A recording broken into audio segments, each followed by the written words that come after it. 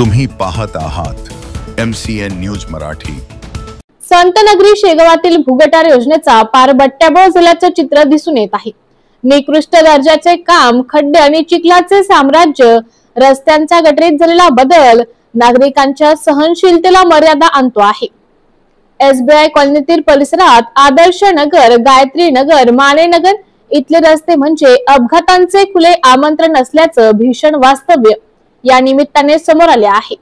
या भागातील रस्त्यांवरून वाहने घसरत आहेत।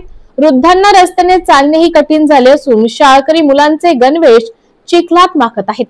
नगरपालिकेच्या बेपरवाई आणि कंत्राटदारांच्या मनमानीमुळे शेगाव शहरातील सामान्य नागरिकांचे जगणे कठीण झाले आहे।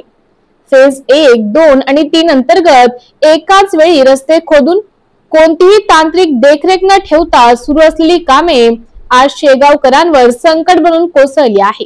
या भागातील स्थानिक रहिवासी नागरिकांनी किमान खडीकरण करून वाहतुकीस सुसह्य रस्ता बनवण्याची मागणी नगरपालिका प्रशासनाकडे केली आहे, परंतु प्रशासन येथील नागरिकांच्या मूलभूत प्रश्नांकडे कानाडोळा करीत असल्याची तक्रार येथील नागरिकांनी केली आहे।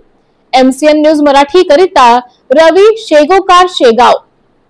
मी भास्कर पाटील दांदाळे आणि सुरेश मानकर, आम्ही Adarsh Nagar SBI colony road येथील रहिवासी असून गेल्या महिन्यातच आम्ही CO मॅडमला याबद्दल नगर परिषदेत निवेदन दिलेले होते रस्त्याचे।